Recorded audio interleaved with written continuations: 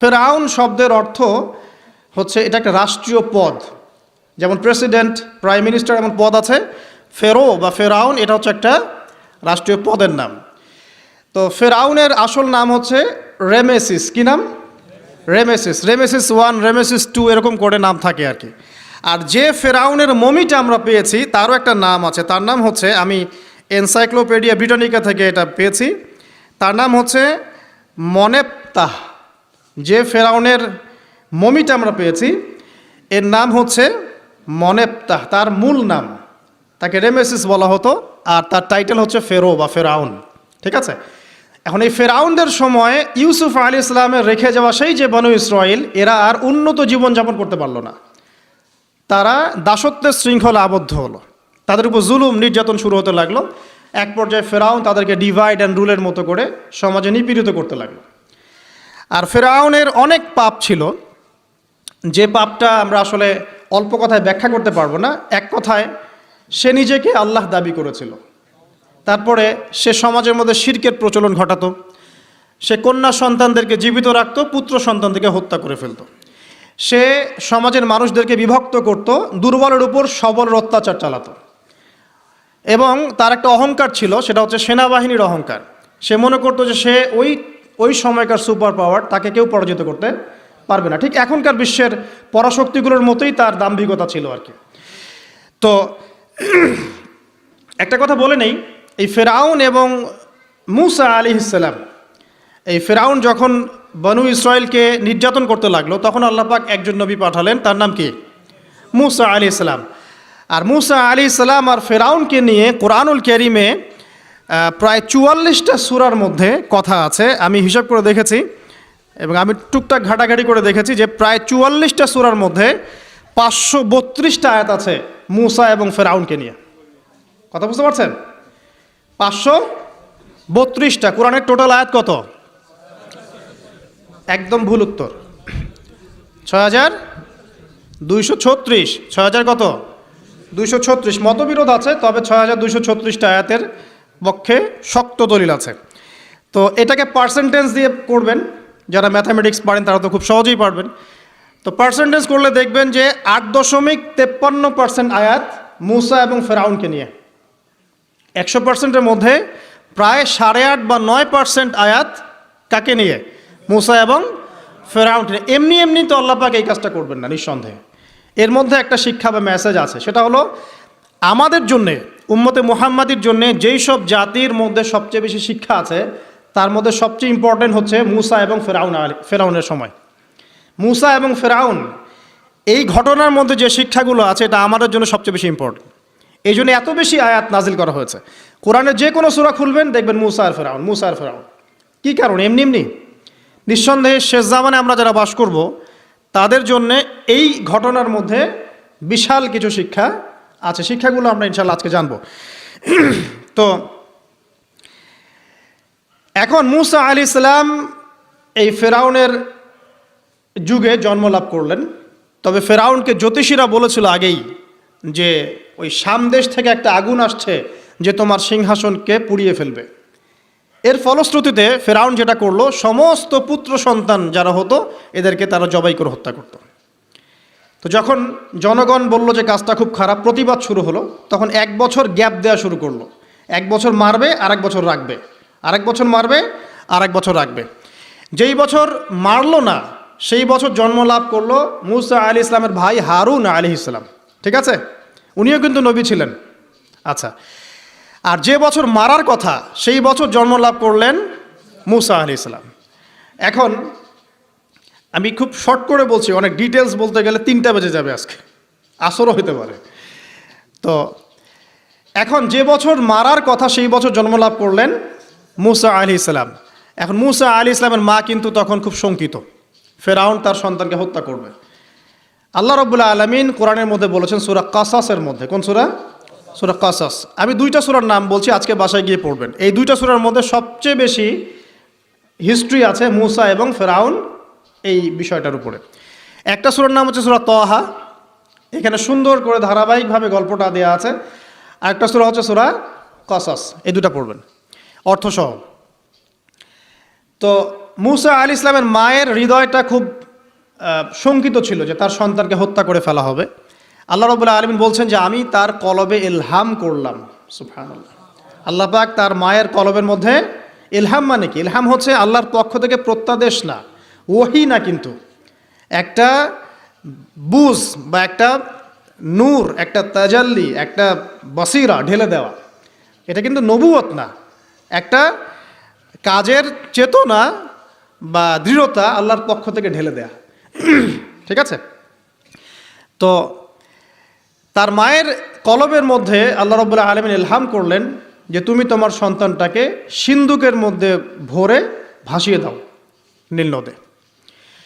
এখন তার মায়ের কলব, তার মায়ের হৃদয় ছটফট করতে লাগলো, কারণ কোনো মাই তো চাইবে না তার সন্তানকে এভাবে ভাসিয়ে দিতে। আল্লাহ পাক বলছেন যদি না আমি তার হৃদয়টাকে শক্ত করতাম তাহলে সে বিচলিত হয়ে পড়তো। আল্লাহ পাক তার হৃদয়টাকে শক্ত করলেন, সে বিচলিত হলো না, সন্তানকে ভাসিয়ে দিল। এবার সন্তান ভাসতে ভাসতে ভাসতে কোথায় যাচ্ছে? যেখানে ফেরাউনের স্ত্রী গোসল করছে। কথা কি বুঝতে পারছেন? খুব চমৎকার হিস্ট্রি কিন্তু গল্পটা। এবং গল্প মানে এখানে আসলে গাল গল্প না, এগুলো সত্য ঘটনা। এক একটা বর্ণ তেমন সত্য যেমন সূর্য পূর্ব দিক থেকে ওঠে এবং পশ্চিমে ডোবে। এটা যেমন সত্য, এর এক একটা বর্ণ সত্য, এগুলো কোনো গাল গল্প নয়। এবার ফেরাউনের স্ত্রী আসিয়া সেই সিন্দুক পেয়েছে। মুসা আলাইহিস সালামকে আল্লাহ পাক বলছেন যে আমি মুসা আলাইহিস সালামের চেহারার মধ্যে মোহাব্বত বা ভালোবাসা ঢেলে দিয়েছিলাম। তার চেহারা যেই দেখতো তাকে ভালোবাসত। বুঝছেন? ভালোবাসা ঢেলে দিয়েছেন। এবার ফেরাউনের স্ত্রী আসিয়া, এখানে আসিয়া নন, অন্য একজন স্ত্রী হয়তো, তিনি বলছেন যে ফেরাউনকে বলছে যে একে আমরা আমাদের কাছে রেখে দিই, হয়তোবা সে আমাদের উপকারে আসবে, অথবা তাকে আমরা সন্তান হিসেবে গ্রহণ করতে পারি। লা তাকতুলুহ, তাকে হত্যা করো না।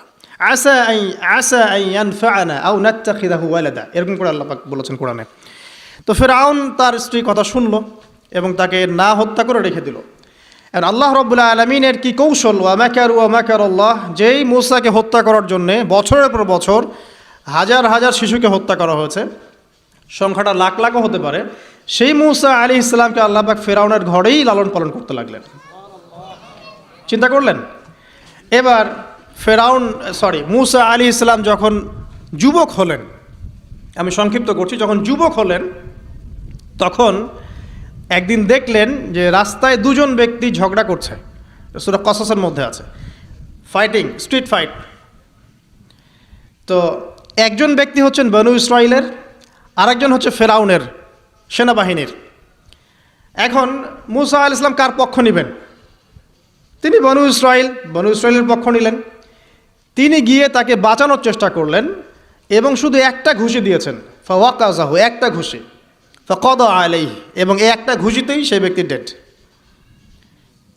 এটা কোরআনে আছে, সূরা কসসে। তার মানে কোরআন দলিল দিচ্ছে যে মানুষের বডিতে এমন এমন পার্টস আছে, এমন এমন জায়গা আছে যেখানে একটা ঘুষি মারলেও মানুষ মারা যেতে পারে। কি বুঝলেন? যারা মার্শাল আর্ট শিখেছেন বা শিখছেন তারা এটা আরও ভালো বুঝবেন। মানুষের এই বডিতে এমন অনেকগুলো জায়গা আছে, 7টা বা 8টা বা 10টার মতো, যেখানে একটা ঘুষি দিলেও মানুষ মরতে পারে। সো ভালো কিছু শিখলে, ঠিক আছে?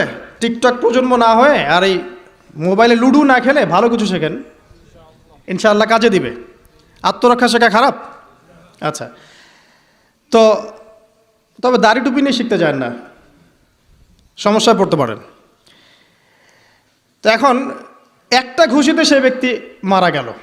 তার পরের দিন আবার দেখা গেল যে ওই ব্যক্তি যাকে তিনি বাঁচিয়েছেন সেই ব্যক্তি আর আরেকজন সেনাবাহিনীর সদস্য আবার মারামারি করছে। এবার মূসা আলাইহিস সালাম বললেন যে তুমি তো একটা বোকা মানুষ। এবার সে আবার চড়াও হতে শুরু করলো মূসা আলাইহিস সালাম, কিন্তু এবার একজন ব্যক্তি এসে তাকে বললেন যে গতকাল তুমি কিন্তু একজনকে হত্যা করেছো এক ঘুষিতে, আজকে আবার তুমি এই কাজ করতে যাচ্ছ, তুমি তো এখানে স্বৈরাচারের মতো আচরণ করছো। মূসা আলাইহিস সালাম তখন আল্লাহর কাছে ক্ষমা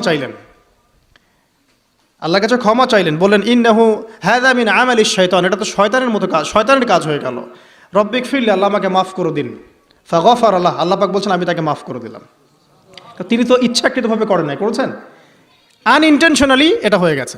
কিন্তু এখন ফেরাউন মূসা আলাইহিস সালামকে ধাওয়া করতে শুরু করলো, কারণ ফেরাউনের দৃষ্টিতে মূসা আলাইহিস সালাম একটা মার্ডার করেছেন তার দৃষ্টিতে, কিন্তু মূসা আলাইহিস সালাম তো আর এটা করেন নাই, ইচ্ছা করে এটা হয়নি, অ্যাক্সিডেন্টলি হয়ে গেছে।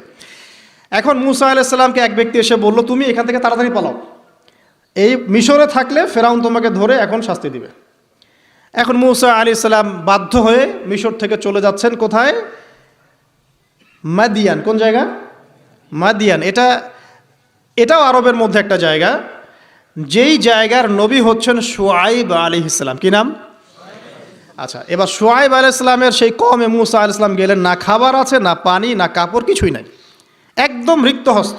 সেখানে গিয়ে তিনি দেখলেন যে এমনই একটা জলাশয়, হয়তোবা আল্লাহ ভালো জানেন, সেই জলাশয়ের কাছে কিছু মানুষ পানি পান করাচ্ছে গবাদি পশুদেরকে। আমি কি বুঝাতে পারছি? আচ্ছা, তো দূরে দুজন মেয়ে দাঁড়িয়ে আছে। এই দুজন মেয়ে অনেকক্ষণ থেকে দাঁড়িয়ে আছে, তারা পানি পান করাতে পারছে না। মুসা আলাইহিস সালাম অনেকক্ষণ থেকে অবজার্ভ করছেন যে মেয়ে দুটো পানি পান করাতে পারছে না গবাদি পশুদেরকে। তিনি প্রথমে একটু অস্বস্তি বোধ করলেন, তারপরে আবার গেলেন তাদের কাছে, গিয়ে বললেন কি সমস্যা। তখন সেই মেয়েরা বলল, যতক্ষণ পর্যন্ত আমার কওমের লোকেরা এখান থেকে সরে যায় না, ততক্ষণ আমরা পানি পান করাতে পারি না, কারণ আমরা দুর্বল, মেয়ে মানুষকে টাইম দিচ্ছে না আর কি। আর এদিকে আমাদের বাবা অত্যন্ত বৃদ্ধ মানুষ, বাসায় পড়ে আছেন একা। তখন মুসা আলাইহিস সালাম যুবক ছিলেন এবং তিনি কিন্তু শক্তিশালী ছিলেন, কওয়িউন আমিন, বিশ্বস্ত এবং শক্তিশালী। ওই যে এক ঘুষিতে মানুষ মারা মানুষ, কি মনে করছেন? তো তিনি এবার ওই গবাদি পশুদেরকে নিয়ে এসে পানি পান করালেন। পানি পান করিয়ে তিনি একটা গাছের ছায়ায় গিয়ে বসলেন। এই প্রত্যেকটা কথা কিন্তু কোরআনে আছে, প্রতিটা কথাই। সূরা কসস পড়েন, সূরা তাহা পড়েন। গাছের ছায়ায় বসে তিনি একটা দোয়া করছেন, এবার হাত উঁচু করে দোয়া করছেন, রব্বি, হে আমার প্রতিপালক, ইন্নী লিমা আনজালতা ইলাইয়া মিন খায়রিন ফাকির। হে আল্লাহ, আপনি আমার প্রতি যে রহমত বা যে করুণা বর্ষণ করবেন, এর জন্য আমি ফকির হয়ে বসে আছি। দোয়ার ভাষাটা শুনছেন? আল্লাহ, আপনি আমার প্রতি যে করুণা বর্ষণ করবেন, আমি এর জন্য ফকির হয়ে বসে আছি। তো প্রত্যেকটা নেক কাজ করার পরে এরকম দোয়া করা সুন্নত, দোয়া কবুল হয়ে যাবে ইনশাআল্লাহ। দোয়া সাথে সাথে কবুল হয়ে গেল। এখন ওই দুইজন মেয়ের মধ্যে একজন মেয়ে হেঁটে হেঁটে আসছে। ওই মেয়ে কিভাবে হেঁটে এসেছে সেটাও কোরআন বলেছে, কিভাবে হেঁটে এসেছে সেটাও কোরআনে বলেছে সূরা কসাসের মধ্যে। সূরা কসাসে আল্লাহ পাক বলছেন, ওই দুইজন মেয়ের মধ্যে একজন হেঁটে হেঁটে আসলো লাজুক পায়ে। কেমন পায়ে? লাজুক পায়ে। যেই চলাফেরা আপনি এখনকার মেয়েদের মধ্যে দেখতে পারবেন না। এখনকার মেয়েদের হাঁটার মধ্যে লজ্জা আছে, লজ্জাশীলতার সাথে লাজুক ভঙ্গিতে সেই মেয়ে হেঁটে হেঁটে আসলো। আল্লাহ পাক সেই কথাটাও কোরআনে বলেছেন। তো যে জায়গায় আসছিলাম, ওই মেয়ের হেঁটে আসাটা আল্লাহ রাব্বুল আলামিন ব্যাখ্যা করেছেন। সেই মেয়ে, দুইজন মেয়ের একজন মেয়ে হেঁটে হেঁটে আসছে মুসা আলাইহিস সালামের কাছে লাজুক ভঙ্গিতে, লজ্জায় মুখ নত করে, লজ্জাশীলতার সাথে এসে বলছেন যে আমার বাবা আপনাকে ডাকছে। তার বাবা কে? শুআয়ব আলাইহিস সালাম। আমার বাবা আপনাকে ডাকছে। এবার তিনি গেলেন শুআয়ব আলাইহিস সালামের কাছে, গিয়ে তার কিসসা বা কাহিনীটা বললেন। শুআয়ব আলাইহিস সালামও কিন্তু একজন নবী এবং জবরদস্ত নবী। বলে রাখি, শুআয়ব আলাইহিস সালামের কওম সর্বপ্রথম সেই কওম ধ্বংস করা হয়েছিল। সর্বপ্রথম পৃথিবীতে ভূমিকম্প দিয়ে যে কওমকে ধ্বংস করে দেওয়া হয়েছে সেটা হচ্ছে শুআয়ব আলাইহিস সালামের কওম। আর তিনটা বড় বড় ভূমিকম্প আমাদের সামনে অপেক্ষাও করছে শেষ জামানায়। তিনটা হবেই, একটা পৃথিবীর পশ্চিম দিকে, একটা পৃথিবীর পূর্ব দিকে। আর পূর্ব দিক বলতে কিন্তু আমাদের দিক, Indonesia, Malaysia, Bangladesh, Pakistan, Sri Lanka, India, এই পুরো জায়গা হচ্ছে পূর্ব দিক। আর পশ্চিমা সভ্যতা তো বোঝেন, পশ্চিম কোন দিকে। আর একটা হবে পৃথিবীর মাঝখানে। মাঝখান কোনটা? এই যে জাজিরাতুল আরব, এখানে একটা হবে। এটা হবেই, কোনো বিজ্ঞানী ঠেকাতে পারবে না। তো শুআয়ব আলাইহিস সালামের কওম সেই কওম যাকে ভূমিকম্প দিয়ে ধ্বংস করা হয়েছিল। তো এখন মুসা আলাইহিস সালাম তার কাছে গিয়ে তার ঘটনাগুলো বললেন। শুআয়ব আলাইহিস সালাম তাকে বললেন, ঠিক আছে, আমার মেয়ের একটা দাবি। আমার মেয়ে বলেছে যে তুমি হচ্ছ বিশ্বস্ত এবং শক্তিশালী, তোমাকে যেন আমি আমার কাজে নিয়োগ করি। আসলে মেয়ে বাবাকে ইঙ্গিত একটা মানে মনের ভাব ব্যক্ত করেছে আর কি। তখন তার বাবা সেই ভাবটা বুঝতে পেরেছেন। তিনি বলেছেন, ঠিক আছে, আমি আমার এই মেয়ের সাথে তোমাকে বিয়ে দিব। শর্ত কি? শর্ত হচ্ছে তোমাকে 8 বছর আমার এখানে কাজ করতে হবে। 8 বছর, কত বছর? 8 বছর কাজ করার বিনিময়ে আমি তোমাকে আমার মেয়ের সাথে বিয়ে দিচ্ছি। আর যদি তুমি চাও তাহলে 10 বছর পূর্ণ করতে পারো। ঠিক আছে? তো মুসা আলাইহিস সালাম বলেন, ঠিক আছে, আমাদের মাঝে আল্লাহ পাক সাক্ষী হিসেবে যথেষ্ট। এবার সেখানে মুসা আলাইহিস সালাম তার সংসার শুরু করলেন। 10 বছর অতিবাহিত হলো। তারপরে এখন মিশরে ফিরে যাওয়ার পালা। মুসা আলাইহিস সালাম তার স্ত্রীকে নিয়ে কোথায় যাচ্ছেন এখন? মিশর, তার হোম টাউন, ঠিক আছে, মাদারল্যান্ড। কিন্তু যাত্রা পথে তুয়া উপত্যকায় বিভিন্ন কিতাবে এসেছে তার স্ত্রীর প্রসব বেদনা শুরু হয়। তখন তিনি আগুন তালাশ করতে থাকেন। আগুন তালাশ করতে করতে আস্তে আস্তে তিনি এমন একটা জায়গার দিকে চলে যান তুয়া উপত্যকায়, যেখানে দেখেন যে গাছের উপর আগুন জ্বলছে। এবং তখন আগুনকে ফলো করতে করতে হঠাৎ তিনি এক গায়েবী আওয়াজ শুনতে পান। আওয়াজটা হচ্ছে এমন, আমি একটু পড়ে শোনাই। আওয়াজটা হচ্ছে এমন যে ইন্নি আনা রব্বুক ফাখলা'না আলাইক ইন্নাকা বিল ওয়াদিল মুকদ্দাসি তুয়া। এই আওয়াজটা আল্লাহ পাকের। কার আওয়াজ? সুবহানাল্লাহ। আল্লাহ পাক মুসা আলাইহিস সালামের সাথে কথা বলছেন এই জায়গায়। আল্লাহ পাক বলছেন, নিশ্চয়ই আমি তোমার রব, তোমার জুতা খুলে ফেলো, কারণ তুমি একটা পবিত্র উপত্যকায় আছো। চিন্তা করতে পারেন? ওয়া আনা আখতারতুকা, এবং আমি তোমাকে বাছাই করেছি হে মুসা, ফাসতামি লিমা ইউহা, তুমি খুব মনোযোগ দিয়ে শোনো, আমি তোমার কাছে যা ওহী করছি এটা মনোযোগ দিয়ে শোনো। ইন্নানি আনা আল্লাহ, নিশ্চয়ই আমি আল্লাহ। আল্লাহ বলছেন ইন্নানি আনা আল্লাহ, নিশ্চয়ই আমি আল্লাহ। লা ইলাহা ইল্লা আনা, আল্লাহ বলছেন আমি ছাড়া কোনো ইলাহ নেই। ফা'বুদনি, আমার ইবাদত করো। ওয়া আকিমিস সালাতা লিযিকরি, আমার স্মরণের জন্য সালাত কায়েম করো। ইন্নাস সাআতা লাআতিয়াতুন, নিশ্চয়ই কিয়ামত অবশ্যই আসবে। আকাদু উখফিহা, আমি এটাকে গোপন রেখেছি। লিতুজজা কুল্লু নাফসিন বিমা তাসআ, যাতে করে প্রত্যেক নফসকে তার প্রতিদান দেয়া যায়। ফালা ইয়াসুদ্দান্নাকা আনহা মান লা ইউমিনু বিহা ওয়াত্তাবা'a হাওয়াহু ফাতারদা, যারা প্রবৃত্তির অনুসরণ করে তারা যেন তোমাকে এই বিষয়টার প্রতি ঈমান আনা থেকে দূরে রাখতে না পারে। আল্লাহ পাক এই পর্যন্ত বললেন। এরপর আল্লাহ বলছেন, ওয়ামা তিলকা বিয়ামিনিকা ইয়া মূসা, মূসা তোমার ডান হাতে এটা কি? মূসা আলাইহিস সালাম বলছেন যে ক্বালা হিয়া আসায়া, এটা আমার লাঠি। তার সাথে কি ছিল? একটা লাঠি। আতাওয়াক্কাউ আলাইহা ওয়া আহুশু বিহা আলা গনামি ওয়া লিয়া ফিহা মাআরিব উখরা, এই লাঠি দিয়ে আমি গাছের ডাল ছাঁটি, গবাদি পশুদেরকে চড়াই, এছাড়া আমি আমার বিভিন্ন কাজে লাঠি ব্যবহার করি। আল্লাহ পাক বলছেন, ক্বালা আলকিহা ইয়া মূসা, মূসা এটা নিক্ষেপ করো দেখি, হাত থেকে ছুঁড়ে মারো। মূসা আলাইহিস সালাম ছুঁড়ে মারলেন। ফাআলকাহা, তিনি ছুঁড়ে মারলেন। ফাইযা হিয়া হাইয়াতুন তাসআ, সাথে সাথে লাঠিটা ছোটাছুটি শুরু করলো সাপের মতো। অন্য সূরায় আছে এই দৃশ্য দেখার সাথে সাথে মূসা আলাইহিস সালাম উল্টা দিকে দৌড় দিয়েছিলেন। স্বাভাবিক, ভয় পাওয়া স্বাভাবিক। তো তখন আল্লাহ পাক বলেছিলেন যে তুমি ভয় পেও না, আমার কাছে নবীগণ ভয় পায় না। ঠিক আছে, অন্য সূরায় এগুলো আছে, আমি শর্ট করে বলছি। এরপরে আল্লাহ পাক বললেন, ক্বালা খুযহা ওয়ালা তাখাফ, তুমি এটাকে ধরো, এটাকে ভয় পেও না। সানুঈদুহা সিরাতাহাল উলা, তুমি ধরা মাত্রই সেটা আবার লাঠিতে রূপান্তরিত হবে। আরেকটা কাজ করো, ওয়াদমুম ইয়াদাকা ইলা জানাহিক, তোমার হাতটাকে বগলের নিচে নিয়ে যাও। তাখরুজ বাইদা মিন গায়রি সু, এটাকে বের করো, তারপর দেখবে এটা স্বচ্ছ আলো প্রদান করবে। সুবহানাল্লাহ। বগলের মধ্যে হাত নিয়ে আসো, হাতটাকে বের করো, দেখবে হাত থেকে স্বচ্ছ আলো বের হবে। এই দুইটা মুজিজা আল্লাহ পাক তাকে দিলেন। আয়াতান উখরা, এটা আরেকটা নিদর্শন। তো এখানে কি হলো? মূসা আলাইহিস সালাম নবুয়ত পেলেন। Shortcut key? মূসা আলাইহিস সালাম কি পেলেন? নবুয়ত পেলেন। নবুয়ত পাওয়ার সাথে সাথে আল্লাহ পাক তাকে দুটো মুজিজা দিলেন। একটা হচ্ছে লাঠি, আরেকটা কি? হাত বগল থেকে বের করলেই কি হবে? আলো বের হয়ে যাবে। এবার তার ডিউটি কি?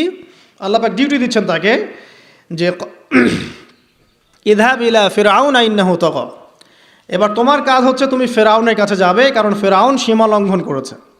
তখন মূসা আলাইহিস সালাম বললেন, রব্বি ইশরাহ লি সদরি, আল্লাহ আমার বক্ষটাকে প্রশস্ত করে দিন। মানে আমার তো সেখানে যাওয়ার সাহস হচ্ছে না, আমি তো সেখানে ওদের দৃষ্টিতে একজন খুনের আসামি, ওদের দৃষ্টিতে ওরা তো আমাকে পেলে হত্যা করে ফেলবে। আল্লাহ পাক বলছেন, কেল্লা, কখনো না, তারা তোমাকে হত্যা করতে পারবে না। তখন তিনি দোয়া করছেন, আল্লাহ আমার হৃদয়টাকে প্রশস্ত করে দিন, ওয়া ইয়াসসির লি আমরি, আমার কাজকে সহজ করে দিন। ওয়াহলুল উকদাতাম মিন লিসানি, আমার লিসান, আমার জিহ্বায় জড়তা আছে আল্লাহ, এটাকে দূর করে দিন। ইয়াফকাহু কওলি, যাতে মানুষ আমার কথা বুঝতে পারে। এই দোয়া করলেন, কবুল হয়ে গেল। এবং আরও দোয়া করলেন যে ওয়াজআলি ওয়াজিরাম মিন আহলি, আমার পরিবারের মধ্য থেকে একজন ওয়াজির দেন। ওয়াজির মানে সহায়ক, যেটা হচ্ছেন হারুন আলাইহিস সালাম, যাতে করে আমরা কি করতে পারি? বেশি বেশি আপনার জিকির করতে পারি এবং আমাদের কাজ সহজ হয়। তো আল্লাহ রাব্বুল আলামিন তার ভাই হারুন আলাইহিস সালামকেও নবুয়ত দান করলেন, দুজন মিলে। এখন আল্লাহ পাক বলছেন, ইযহাবা ইলা ফিরআউন, তোমরা দুজন ফিরআউনের কাছে যাও, ইন্নাহু তাগা, সে সীমা লঙ্ঘন করেছে, তবে ফাকুলা লাহু কাওলাল লাইয়িনা, তার সাথে নরম সুরে কথা বলো, লাআল্লাহু ইয়াতাযাক্কারু আও ইয়াখশা, হয়তোবা সে উপদেশ গ্রহণ করবে অথবা আল্লাহকে ভয় করতে পারে। তো ডিউটি দেওয়া হলো যে তোমাদের কাজ এখন এটা, এবং তোমাদের ভয় পাওয়ার কোনো কারণ নাই, সে তোমাদের কোনো ক্ষতি করতে পারবে না। তার কাছে যাও, মোজেজা দেখাও, আল্লাহর দিকে দাওয়াত দাও, লা ইলাহা ইল্লাল্লাহ। যদি সে দাওয়াত কবুল করে আলহামদুলিল্লাহ, যদি না করে তাহলে আমি আল্লাহ তার জন্যে যথেষ্ট। এবার শর্ট করে নিয়ে আসি, মূসা আলাইহিস সালাম সেখানে গেলেন, যাওয়ার পরে ফিরআউনকে দাওয়াত দিলেন। তো ফিরআউন বলছে, ক্বালা ওয়া মার রাব্বুকুমা ইয়া মূসা, কোন রবের কথা বলছো? আমি তো মা আলিমতু মিন ইলাহিন গায়রি, আমি তো জানি না, আমি ছাড়া তোমাদের কোনো ইলাহ আছে আমি তো এটা জানি না। এটা কার কথা? ফিরআউন বলছে যে মা আলিমতু মিন ইলাহিন গায়রি, আমি ছাড়া অন্য কোনো ইলাহ তোমাদের আছে? মা আলিমতু ইলাহুকুম গায়রি, আমি ছাড়া তোমাদের কোনো রব আছে এটা তো আমি জানি না। অন্য আয়াতে সে বলেছিল যে আনা রব্বুকুমুল আ'লা, আমি তোমাদের মহান রব। ঠিক আছে? তো মূসা আলাইহিস সালাম ব্যাখ্যা করলেন, আমি সেই রবের কথা বলছি যে রব আসমান সৃষ্টি করেছেন, জমিন সৃষ্টি করেছেন, যেভাবে তাওহীদের দাওয়াত দিতে হয় সব দিলেন। এরপরেও ফেরাউন সেটা গ্রহণ করলো না। তখন মূসা আলাইহিস সালাম বললেন, যদি আমি তোমাকে কোনো বড় নিদর্শন দেখাই তারপরেও কি বিশ্বাস করবে না? তখন ফেরাউন বলল যে দেখাও দেখি। তখন তিনি লাঠি ছুঁড়ে মারলেন, সাপ হয়ে গেল। এই দৃশ্য থেকে ফেরাউনের পরিবারের সবাই ভয় পেয়েছিল, কিন্তু পলিটিক্যাল স্বার্থে ফেরাউন বলেছিল যে সে একজন বড় জাদুকর, জনগণকে তো বোঝাতে হবে কিছু, নিজে ভয় পেলেও জনগণকে তো কিছু বোঝাতে হবে। সে জনগণকে বলছে আসলে সে একজন বড় জাদুকর, সে চাচ্ছে তোমাদের ন্যাশনের মধ্যে ফাটল সৃষ্টি করতে। তো এখন কি করা যাবে? পরামর্শ করা হলো, তার কাছের কিছু মানুষ থাকে না, তার মন্ত্রী পরিষদ যারা শয়তানিতে পিএইচডি করেছিল আর কি, তার ওকে পরামর্শ দিল যে একটা কাজ করা যাক, একটা বড় ময়দানে যাওয়া যাক, সেখানে আমরা বড় বড় জাদুকরদেরকে ডাকবো, এখানে একটা জাদুর ব্যাটল হবে, মোনাজারা হবে জাদুর। তো সব বড় বড় জাদুকরকে ডাকা হলো মিশরের, এবং বলে রাখি যে জাদুবিদ্যা কিন্তু সত্য, সুলাইমান আলাইহিস সালামের সময় থেকে এটা চলে আসছে। হারুত এবং মারুত ফেরেশতাকে কিন্তু এর মধ্য দিয়ে পরীক্ষা করা হয়েছে মানব জাতিকে। যাই হোক, তো জাদু থেকে বাঁচার জন্য কোরআন এবং সুন্নাহর যে দোয়া কালামগুলো আছে এগুলো নিয়মিত পড়বেন ইনশাআল্লাহ। আল্লাহ পাক আমাদেরকে হেফাজত করুন, আমিন। তো আমি শর্ট করছি। তো এবার জাদুকররা একদিকে, মূসা আলাইহিস সালাম একদিকে। তো মূসা আলাইহিস সালামকে তারা বলছে তুমি আগে ছুঁড়ে মারবে না আমরা ছুঁড়ে মারবো? মূসা আলাইহিস সালাম বলছে বাল আলকু, তোমরা ছুঁড়ে মারো। তখন তারা যখন তাদের লাঠিগুলো ছুঁড়ে মারলো, এগুলো সাপ হয়ে গেল। এটা একটা চোখের ভেলকিবাজি ছিল। আল্লাহ পাক এই জাদুটাকে বলেছেন কোরআনে সিহরুন আযীম, বড় একটা জাদু করেছিল তারা, মানে তারা জাদুবিদ্যায় খুব পারদর্শী ছিল। এখন যেমন সায়েন্সের যুগ, তখন কিন্তু জাদুবিদ্যার যুগ ছিল। ঠিক আছে? তো মূসা আলাইহিস সালাম তারপর কিছুটা ভয় পেয়ে গেলেন। আল্লাহ পাক বলেন তুমি ভয় পেও না, বরং তোমার লাঠি ছুঁড়ে মারো, ইন্নাকা আনতাল আ'লা, তুমি বিজয়ী হবে ইনশাআল্লাহ তাআলা। এরপর মূসা আলাইহিস সালাম লাঠি ছুঁড়ে মারার সাথে সাথেই তার লাঠিটা যে সাপে রূপান্তরিত হলো, এই সাপটা বাকি সব সাপকে খেয়ে ফেললো। এই দৃশ্য দেখার সাথে সাথেই ওই জাদুকর যারা ছিল, সবচেয়ে বড় বড় জাদুকর, একটা সমাজে সবচেয়ে বড় বড় জাদুকর, সাথে সাথে মুসলিম হয়ে গেল। বললো যে ক্বালা আমান্না বিরব্বি হারুন ওয়া মূসা, আমরা মূসা এবং হারুনের রবের প্রতি ঈমান নিয়ে আসলাম। তখন ফিরআউন বলল যে ও আচ্ছা, তাহলে ইন্নাহু কাবীরুকুম আল্লামাকুমুস সিহর, তাহলে মূসাই হচ্ছে তোমাদের লিডার, যে তোমাদেরকে জাদু শিখিয়েছে। তাহলে পলিটিক্যাল লোকজনের কথাগুলো এরকমই হয়, সত্য কখনো স্বীকার করতে যাবে না। তো যে তাহলে মূসাই মনে হয় তোমাদের চেয়ে বড় জাদুকর, তাহলে তোমাদের শাস্তি দিব এবার আমরা। কী শাস্তি? ওই যে শুলদণ্ড দিয়ে ডান দিকের হাত বাম দিকের পা কেটে ফেললো। চিন্তা করতে পারেন, একদিকের হাত একদিকের পা কেটে শুলদণ্ড দিয়ে ঝুলিয়ে রাখলো। তখন এই জাদুকররা এমন একটা কথা বলেছে যেটা পড়লে আমরা চোখ দিয়ে পানি পড়ে যায়। এই জাদুকররা বলেছিল যে তোমার যা ইচ্ছা তুমি তা করো, ফাকদি মা আনতা ক, তোমার যা মনে চায় তাই করো। কথাটা শুনছেন? ফাকদি মা আনতা ক, তোমার যা মনে চায় তাই করো। কিন্তু আমরা ইন্না আমান্না বিরব্বি হারুন ওয়া মূসা, আমরা মূসা এবং হারুনের রবের প্রতি ঈমান এনেছি। আশা করা যায় যে আমরা এই ঈমান আনার ফলে সারা জীবন জাদুবিদ্যা চর্চা করে যে পাপ করেছি, আল্লাহ পাক সব পাপ মাফ করে দিবেন ইনশাআল্লাহ।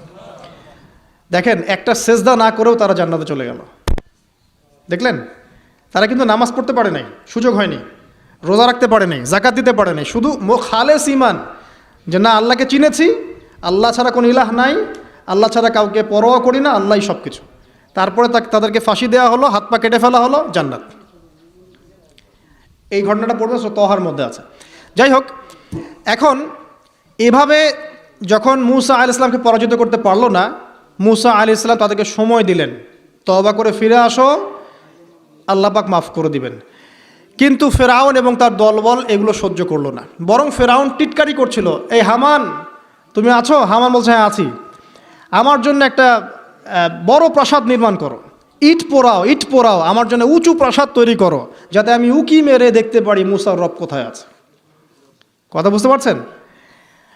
আমার কাছে মনে হয় হয়তোবা, আল্লাহু আলাম, হয়তোবা এই আয়াতটা মিশরের পিরামিডের দিকে ইঙ্গিত করছে, হয়তোবা, আমি জানি না সঠিক, আমি মানে 100% নিশ্চিতভাবে বলতে পারবো না, কিন্তু আমার কাছে মনে হয় হয়তোবা এটা সেই সময়কারই ঘটনা, যে হামান ইট পুরাতে থাকো, ইট এবং পাথর পোড়াও, উঁচু উঁচু উঁচু একদম সর্বোচ্চ এক কিছু তৈরি করো, প্রাসাদ তৈরি করো, যাতে করে আমি তার উপরে উঠে মূসার ইলাহকে দেখতে পারি।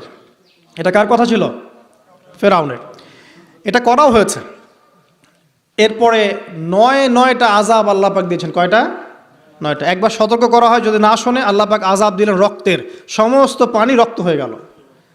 এবার ফেরাউন এবং তার লোকজন এসে বলে আমরা তওবা করব, মূসা তুমি দোয়া করো আল্লাহর কাছে, আল্লাহ যেন সরিয়ে দেয়। মূসা আলাইহিস সালাম দোয়া করেন, আযাব সরে যায়, তারা আবার নাফরমানি শুরু করে। কথা বুঝতে পারছেন? তারপরে আযাব আসলো ব্যাঙের, সবখানে ব্যাঙ দিয়ে ভর্তি। তারপরে আবার তওবা করার প্রত্যয় ব্যক্ত করলো, তওবা করলো না, আবার আযাব। এরপরে আযাব উকুনের, কিসের? উকুন। এভাবে একটা একটা করে আসতে থাকলো। এবার প্লেগ, তারপর ফড়িং। প্লেগ এমনভাবে এসেছিল যে একদিনেই 70,000 মানুষ মারা গেছে। তো এভাবে 9টা আযাব আল্লাহ পাক দিলেন, কিন্তু ফেরাউন কিছুতেই ঈমান আনলো না। এবার সবশেষ পালা। সর্বশেষে মূসা আলাইহিস সালাম বললেন যে বনু ইসরাইলকে আমার সাথে যেতে দিবা কিনা সেটা বলো। তো এখন যেহেতু অনেক মানুষ মারা যাচ্ছে প্লেগে, সবশেষে গিয়ে মূসা আলাইহিস সালামের কাছে ফেরাউন এবং তার এই যে হামান, কারুন, যারা ছিল, এরা নমনীয় হলো এবং বলল ঠিক আছে, তোমরা বনু ইসরাইলকে নিয়ে এখান থেকে বের হয়ে যাও, মিশরে আমরা আর কোনো আপদ চাই না, তোমরা চলে যাও এখান থেকে। এবার যখন মূসা আলাইহিস সালাম এবং বনু ইসরাইল এখান থেকে বের হয়ে যাচ্ছেন, বলা হচ্ছে তাদের সংখ্যা ছিল প্রায় 30 লক্ষ, কেউ বলেছেন 40 লক্ষ। সংখ্যাটা ফ্যাক্ট না। বনু ইসরাইলের একটা বড় কম ছিল, 10 থেকে 20% মানুষ মিশরের বনু ইসরাইল ছিল। তারা এখন বের হয়ে যাচ্ছেন রাতের অন্ধকার শেষ হয়ে ফজরের সময়। ফেরাউনের মাথায় আবার শয়তানি চাপলো। সে বলল না, এদেরকে যেতে দেওয়া যাবে না, যদি চলে যায় ওখানে গিয়ে যদি বিদ্রোহ করে আমাদের উপর হামলা করে, কি করণীয়? ফুল ফোর্স নিয়ে, তার যত সেনাবাহিনী ছিল সমস্ত সেনাবাহিনী নিয়ে ফেরাউন মূসা আলাইহিস সালাম এবং তার কওমকে ধাওয়া করা শুরু করলো পিছন থেকে। এবার মূসা আলাইহিস সালাম যাচ্ছেন, তার কওমকে সাথে নিয়ে, সামনে পড়ে গেল লোহিত সাগর। কোন সাগর? লোহিত সাগর। আর পিছনে ফেরাউনের বাহিনী। এইরকম একটা অবস্থায় মূসা আলাইহিস সালামের কওমের কিছু মানুষ বলেছিল ইন্না লামুদরাকুন, হে মূসা আমরা তো ধরা পড়ে গেলাম, আমরা তখন যেতে পারবো না, সামনে সাগর, পিছনে ফেরাউন। এই সময় মূসা আলাইহিস সালাম একটা কথা বলেছিলেন, এই কথাটা যে বলতে পারবে বিপদের সময় আল্লাহ পাক তার সাথে থাকবেন ইনশাআল্লাহ। মূসা আলাইহিস সালাম বলেছেন কাল্লা, ওইরকম একটা অবস্থা তিনি বলছেন কাল্লা, কখনো নয়, ইন্না রব্বি মাইয়া সাইয়াহদিন, আমার রব আমার সাথে আছেন, তিনি আমাকে পথ দেখাবেন। কথা বুঝতে পারছেন? ব্যাস আল্লাহ পাকের সাহায্য নেমে আসলো। তিনি বললেন লাঠি ছুঁড়ে মারো। লাঠি ছুঁড়ে মারার সাথে সাথেই একটা দুইটা না 12টা রাস্তা হয়ে গেল, পানি ভেদ করে, সাগর ভেদ করে। আর এই 12টা রাস্তা দিয়ে, এটা কোনো গাল গল্প নয়, 12টা রাস্তা দিয়ে বনু ইসরাইলের 12টা দল চলে গেল, পার হয়ে গেল। আর ফেরাউন এটা অবাক হয়ে দেখছে। এক পর্যায়ে সেও সিদ্ধান্ত নিল যে আমিও আমার ফোর্স নিয়ে ধাওয়া করব। এই যে সে নামলো লোহিত সাগরের সাথে সাথে পানি আবার আগের জায়গায়। এক মুহূর্তের মধ্যে, মানে এক দিনে পুরো ফেরাউন এবং ফেরাউনের যত সেনাবাহিনী আছে এক দিনের মধ্যেই শেষ, পৃথিবী থেকে চিরবিদায়। আল্লাহ পাক এত চমৎকার করে কথাটা বলেছেন, কাম তারাকু মিন জান্নাতি ওয়া উয়ুন, তারা কতই না বড় বড় জান্নাত মানে বাগান এবং প্রস্রবণ পার হয়ে চলে গেল। ওয়া কুনুজি ওয়া মাকামিন কারীম, কত সুন্দর সুন্দর জায়গা তারা ছেড়ে দিয়ে চলে গেল। এবং তারা ধাওয়া করতে লাগলো ফেরাউন মূসার বাহিনীকে। যখন তারা ডুবে গেল, ফামা বাকাত আলাইহিমুস সামাউ ওয়াল আরদ, তাদের জন্য আসমান এবং জমিনের কোনো সৃষ্টি এক ফোঁটা চোখের পানিও ফেলে নাই। এটা আপনি সূরা দুখানের মধ্যে পাবেন, আরও বিস্তারিত আছে। তো এই যে ঘটনাটা ঘটেছে, এই ঘটনাটা ঘটেছে মুহররম মাসের 10 তারিখে। কয় তারিখে? এই হচ্ছে সেই ঘটনা যার স্মরণে আমরা মুহররম মাসের 10 তারিখে সওম রাখি। কথা কি বুঝতে পারছেন? এটাই সেই ঘটনা, যেই ঘটনার ফলশ্রুতিতে এটাকে স্মরণীয় করে রাখতে আল্লাহ পাক কিয়ামত পর্যন্ত এই আশুরার সওমটাকে রেখে দিয়েছেন। এটা ইহুদিরাও রেখেছে, ইসলাম আসার পূর্বে, মানে নবী সাল্লাল্লাহু আলাইহি ওয়াসাল্লামের শরীয়ত আসার পূর্বেও আগের জাতিরাও এটাকে রেখেছিল।